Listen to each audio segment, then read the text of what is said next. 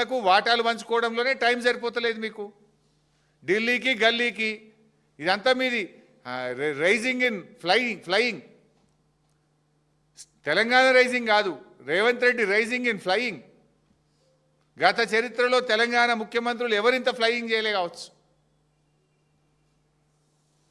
ఇవాళ వాస్తవానికి పాలమూరు పనులు 2 ఏళ్లలో పూర్తి చేసి ఉంటే కొడంగల్ నారాయణపేట ప్రజలకు 2.5 లక్షల ఎకరాలకు నీళ్లు పోయేటి.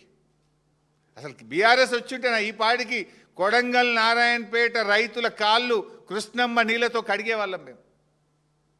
రేవంత్ రెడ్డి కమిషన్ల కోసం దీన్ని పక్కన పెట్టి నారాయణపేట కొడంగల్ లిఫ్ట్ పెట్టి ఇలా కమిషన్ల కోసం కక్కుర్తి పడతా ఉన్నాడు. నారాయణపేట కొడంగల్ లిఫ్ట్లో బారిన దానికంటే డబుల్ గ్రావిటీ ద్వారా పాలమూరు రంగారెడ్డి ద్వారా వారుతుంది. దాంట్లో 5 లిఫ్ట్లు. దీంట్లో ఉత్తదే కాలువ తవ్వుతే కాలడ్డం పెడితే నారాయణపేట కొడంగల్లో 2.5 లక్షల ఎకరాలకు నీళ్లు పారుతాయి. అంటే నీ స్వార్థం కోసం, నీ కమిషన్ల కోసం ఇవాళ ఈ కాలువలు తవ్వకుండా పాలమూరు జిల్లాకు నువ్వు అన్యాయం చేస్తున్నావు.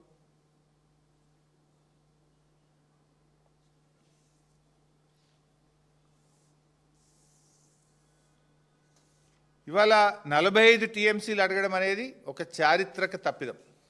ఈ ప్రభుత్వం ఒక చారిత్రక తప్పిదానికి పాల్పడ్డది. దివాలా కోరు కాంగ్రెస్ ప్రభుత్వం అని చెప్పొచ్చు.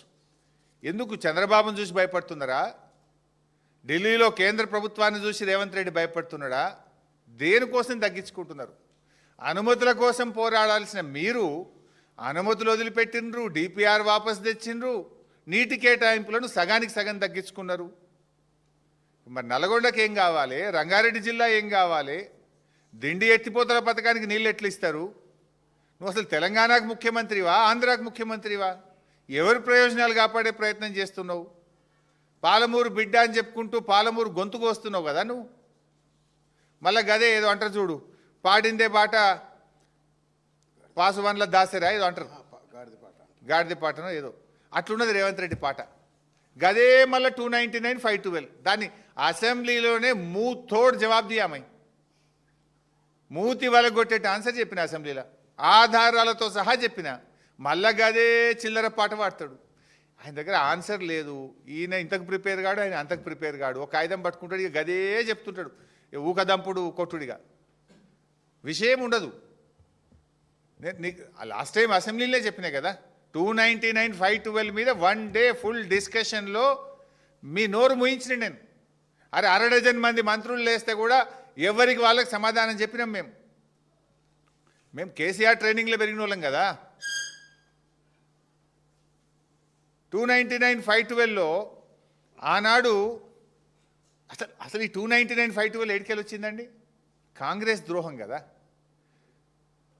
కాంగ్రెస్ పార్టీ ఆనాడు మరణ శాసనం రాసింది. ఇగో ఇది 2013లో కాంగ్రెస్ ప్రభుత్వము అసెంబ్లీలో పెట్టిన డాక్యుమెంట్. ఇది నాది కాదు, 2013 నాటి కాంగ్రెస్ ప్రభుత్వం. అందులో ఉత్తమ్ కుమార్ రెడ్డి, బట్టి గారు, శ్రీధర్ బాబు గారు వీళ్ళందరూ ఉన్నారల్లా.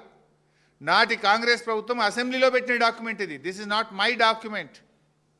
రాష్ట్ర ఏర్పాటుకు కొద్ది రోజుల ముందు తెలంగాణకు కృష్ణమ్మ నదిలో 299 టీఎంసీలు కేటాయించినము, ఆంధ్రాకు 512 టీఎంసీలు కేటాయించినమని కాంగ్రెస్ పార్టీ అసెంబ్లీలో పెట్టిన డాక్యుమెంట్ ఇది.